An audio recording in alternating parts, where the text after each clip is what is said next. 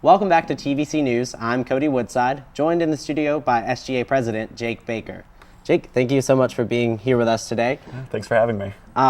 We're here today to talk about the dining proposal that caused a lot of drama in SGA. So Definitely. Could you give us, we know it's been tabled, so could you tell us what that means, basically? Okay. Well, about 2 weeks ago, UT administrators presented this proposal, and that would just require every undergraduate student to purchase $300 dining dollars each semester. The goal of that was to kind of create more revenue so that they could fund new projects on our campus, new dining facilities, and things like that.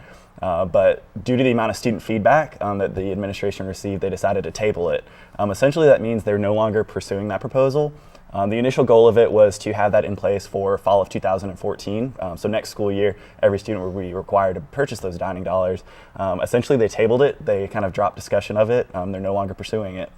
Okay, so you mentioned how students reached out to SGA. So how did SGA send that information on to administrators? The way we did that is SGA is part of the Dining Services Committee, and we meet throughout the year, not just when something's going on. They've already had multiple meetings this semester just to discuss various things. But Dining Services is made up of kind of top UT administrators, both in dining and the financial side of it, and then SGA representatives. So we had a meeting the Monday after the proposal was introduced. They just kind of discussed with the students there kind of the intentions of the proposal and where they could go from there. Okay, and what were some of the student responses and thoughts on the proposal? The response was overwhelmingly negative. Most students didn't want that, but that was kind of expected when you hear that you're going to be required to pay for something else. More students are not going to want that. While a lot of students would use dining dollars on campus, it was just kind of the principle of being required to purchase this meal plan that got to a lot of students. But we did hear from a lot of non-traditional students specifically that said they're not on campus as much as other students. They wouldn't be using this meal plan and they didn't think they should be forced to purchase one. So how did you guys convey the negative aspects, like the negative student responses to administration? We had to be as professional as possible throughout the process. SGA actually never had to take an official stance on it. Our official stance throughout the process was we're just hoping to continue the conversation while relaying the information that we received from students.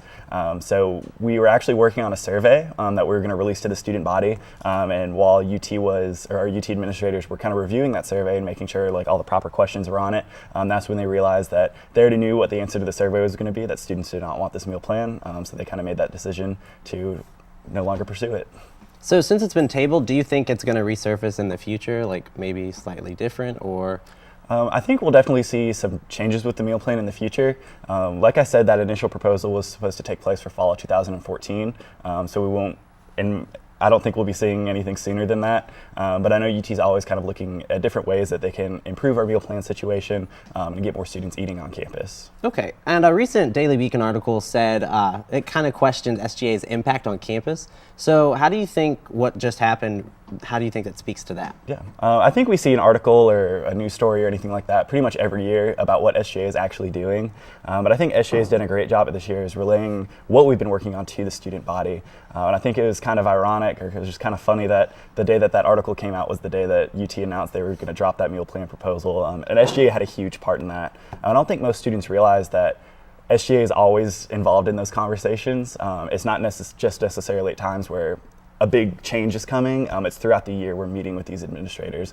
That's our job as SGA. We're bridging the gap between the student body and these UT administrators. So we're in those conversations all the time. So I hope more students kind of start using us as a resource to let their voice be heard. Okay, on that note, why is it important for students to reach out to you guys? I think it's important for students to reach out because we are in a very unique position as far as our access to these top-level administrators. Our administrators are always looking for student feedback, but it is very easy to go through student government to get there because we already have regularly scheduled meetings with these administrators.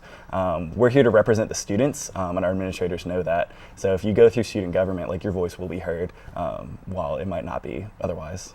Okay, great. And lastly, how exactly can students reach out to SGA? There's tons of different ways. All of our emails are listed on our SGA website. Mine is sga1@utk.edu. Feel free to email me anytime. But you can email anybody involved in our leadership. We also have office hours posted online where you can meet with our exec team. You can come in anytime and just talk with us. Or you can come to our open forum discussion at any Senate meeting. We meet every other Tuesday in the UC Shiloh room, and we devote a chunk of time at the beginning of each meeting just to talk to students that might not be involved in Senate. Okay, great. Jake, thank you so much for joining us today. Thanks for having me. We'll be back right after the commercial break with your weather forecast and national news headlines.